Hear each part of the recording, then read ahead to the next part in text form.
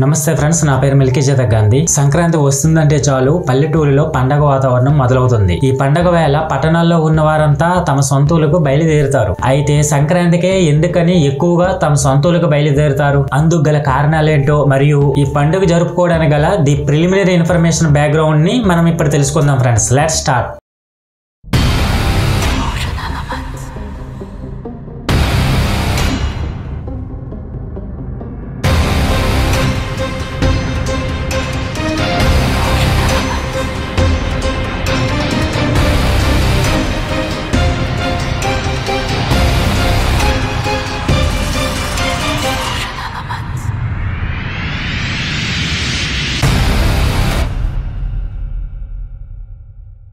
మకర సంక్రాంతి తెలుగు రాష్ట్రాలతో పాటు ఇతర రాష్ట్రాల్లో కూడా మకర సంక్రాంతి పండుగను పొంగల్ పేరిట జరుపుకుంటారు. ఆంధ్రప్రదేశ్ లో మరి ముఖ్యంగా కోనసీమలో సంక్రాంతి వస్తుందంటే చాలు రంగురంగుల ముగ్గులు, వాటి మధ్యలో గొబ్బిళ్ళు, కోడి పందాలు, కొత్త అల్లుళ్ళు, పిండి వంటలతో ప్రతి ఒక్కరి ఇల్లు పండగ వాతావరణంతో నిండిపోతుంది. అంతేకాదు ఈ సమయంలో రైతులకు కూడా పంట చేతికొందుతుంది. ఈసారి భోగి పండుగ వేళ ఉత్తరప్రదేశ్ రాష్ట్రంలోని ప్రయాగ్ రాజ్ లో మహాకుంభమేళ ఉత్సవం ప్రారంభం కానుంది. ఇలా ఒకటి కాదు రెండు కాదు అనేక విశేషాలున్న సంబరాలు ఈ సంక్రాంతి పండుగతో పల్లెటూళ్ళన్నీ కలకలలాడుతాయి. అంతేకాదండి హరిదాసి కీర్తనలు, గాలిపటాలు, బసవన్న చిందులు, భోగి మంటలతో సంక్రాంతి పండుగ స్టార్ట్ అవుతుంది. సూర్యుడు మకర రాశిలోకి ప్రవేశించే సమయంలో మకర సంక్రాంతి పండుగ స్టార్ట్ అవుతుంది. ఈ సంవత్సరంలో జనవరి 14వ తేదీన మంగళవారం నాడు ఈ పండుగ వచ్చింది. హిందూ మత విశ్వాసాల ప్రకారం మకర సంక్రాంతి పండుగకు ఒక రోజు ముందుగా అంటే జనవరి 13వ తేదీన సోమవారం భోగి పండుగ వస్తుంది. ఈ సమయంలో సూర్యోదయం కంటే ముందే నిద్రలేచి గజగజ వణికే చలిలో భోగి మంటలను వేయడం ద్వారా ఈ పండగ సంబరం ప్రారంభం అవుతుంది. ఇక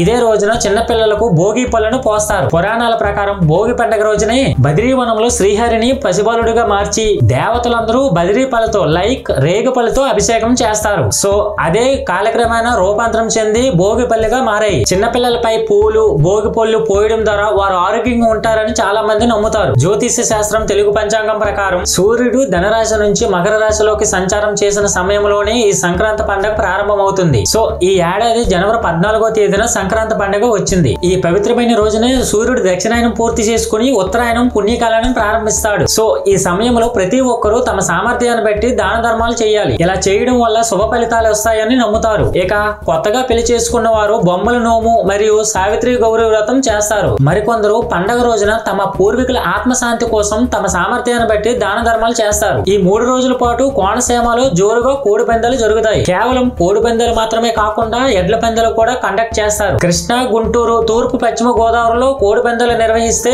ప్రకాశంతో పాటు మరికొన్ని ప్రాంతాల్లో ఎడ్ల పందాలను కండక్ట్ చేస్తారు. ఈ పోటీలు తెలుగు సాంప్రదాయాలకు ప్రతీకగా భావిస్తారు. అయితే ఈ పోటీల్లో కోట్ల రూపాయల బెట్టింగ్స్ జరుగుతాయి. అంతేకాకుండా హైదరాబాద్ తో పాటు మరికొన్ని ప్రాంతాల్లో గాలిపటాల పోటీలు కూడా కండక్ట్ చేస్తారు. గుజరాత్ లో అయితే ఈ గాలిపటాల పోటీని గ్రాండ్ గా కండక్ట్ చేస్తారు. తమిళనాడు, చిత్తూరు ప్రాంతాల్లో జల్లికొట్టు పోటీలను నిర్వహిస్తారు. పురాణాల ప్రకారం ఈ సంక్రాంతి పండుగ రోజునే భగీరథుడు తన తపస్సుతో ఆకాశంలో ఉండే గంగమ్మను ఈ భూమిపైకి తీసుకుని వస్తాడు. సో ఈ పండగ రోజున గంగా నది ఈ భూమిపైకి వచ్చిందని నమ్ముతారు. కాబట్టి ఈ పవిత్రమైన రోజున గంగా నదిలో లేదా ప్రవహించే నీటిలో స్నానం చేస్తే పుణ్య ఫలాలు వస్తాయని నమ్ముతారు. తమ పూర్వీకులకు తర్పణం చేసేందుకు భగీరథ మహర్షి గంగమ్మను ఈ భూమిపైకి పిలుస్తాడు. సో తన ప్రతిపాదనను అంగీకరించి సంక్రాంతి పండుగ రోజున గంగమ్మ ఈ భూమిపైకి వస్తుంది. సో అందుకే ప్రతి సంవత్సరం ఈ రోజున సంక్రాంతి పండుగగా చేసుకుంటారు. సంక్రాంతి పండుగ ముగిసిన తర్వాత నెక్స్ట్ రోజు కనుమ పండుగ. ఆ రోజున తమ పశువులను అందంగా అలంకరించి వాటికి ఇష్టమైన దానా పెడతారు. 4వ రోజైన ముక్కనుమ నాడు మాంసాహారం తీసుకుంటారు. ఇలా